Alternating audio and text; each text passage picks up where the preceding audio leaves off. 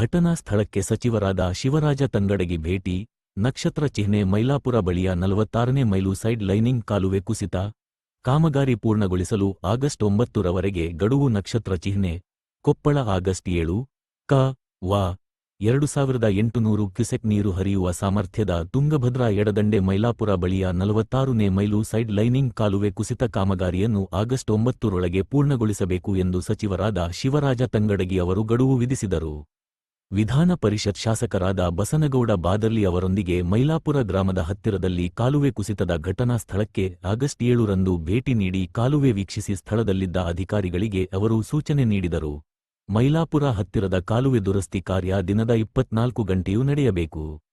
ಕಾಲುವೆ ದುರಸ್ತಿ ಅವಧಿವರೆಗೆ ಕಾಲುವೆ ಮೇಲಿನ ಸಂಚಾರಕ್ಕೆ ತಾತ್ಕಾಲಿಕ ನಿರ್ಬಂಧ ವಿಧಿಸಿ ಕಾಮಗಾರಿಯನ್ನು ಬೇಗನೆ ಪೂರ್ಣಗೊಳಿಸಲು ಸಹಕಾರ ನೀಡಬೇಕು ಎಂದು ಪೊಲೀಸ್ ಅಧಿಕಾರಿಗಳಿಗೆ ಸಚಿವರು ಸೂಚನೆ ನೀಡಿದರು. ಎಡದಂಡೆ ಮುಖ್ಯ ಕಾಲುವೆಯ ಎಲ್ಲ ಕಡೆಗೂ ಸಂಚರಿಸಿ ಕಾಲುವೆಗೆ ಧಕ್ಕೆಯಾದ ಸ್ಥಳಗಳನ್ನು ಗುರುತಿಸಿ ಆಯಾ ಕಡೆಗಳಲ್ಲಿ ಕೂಡಲೇ ದುರಸ್ತಿ ಕಾರ್ಯವನ್ನು ಕಾಲುವೆಗೆ ನೀರು ಹರಿಸುವ ಮೊದಲೇ ಪೂರ್ಣಗೊಳಿಸಬೇಕು ಎಂದು ಇದೇ ವೇಳೆ ಸಚಿವರು ನೀರಾವರಿ ನಿಗಮದ ಅಭಿಯಂತರ ಮಲ್ಲಿಗವಾಡ ಅವರಿಗೆ ಕಟ್ಟುನಿಟ್ಟಿನ ನಿರ್ದೇಶನ ನೀಡಿದರು. ನಕ್ಷತ್ರ ಚಿಹ್ನೆ 11ನೇ ತಾರೀಖಿಗೆ ನೀರಾವರಿ ಸಲಹಾ ಸಮಿತಿ ಸಭೆ ಬಳಿಕ ಸುದ್ದಿಗಾರರೊಂದಿಗೆ ಮಾತನಾಡಿದ ಸಚಿವರು, ಟಿಬಿ ಡ್ಯಾಮಗೆ ನೀರಿನ ಒಳಹರಿವು ಹೆಚ್ಚಳವಾಗಿದೆ. ಕಳೆದೆರಡು ದಿನಗಳ ಹಿಂದೆ 10 ಟಿಎಂಸಿ ನೀರು ಬಂದಿದೆ. ಆಗಸ್ಟ್ 6ರಂದು ಒಂದೇ ದಿನ 4 ಟಿಎಂಸಿ ನೀರು ಹರಿದು ಬಂದಿದೆ. ಸದ್ಯ ತುಂಗಭದ್ರಾ ಜಲಾಶಯದಲ್ಲಿ 68 ಟಿಎಂಸಿ ನೀರು ಲಭ್ಯವಿದೆ.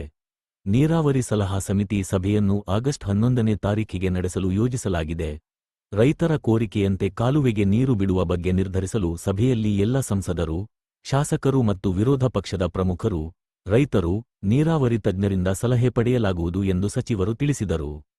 ಈ ವೇಳೆ ಜಿಲ್ಲಾಧಿಕಾರಿಗಳಾದ ಡಾ. ಸುರೇಶ ಇಟ್ನಾಳ, ಜಿಲ್ಲಾ ಪಂಚಾಯತ್ ಸಿಇಒ ವರ್ಣಿತ್ ನೇಗಿ, ನೀರಾವರಿ ನಿಗಮದ ಅಭಿಯಂತರ ಶ್ರೀನಿವಾಸ ಮಲ್ಲಿಗವಾಡ, ಡಿವೈಎಸ್ಪಿ ನ್ಯಾಮಗೌಡ ಇದ್ದರು. ವರದಿಗಾರ ವೀರಸ್ಥಳವಾರ್.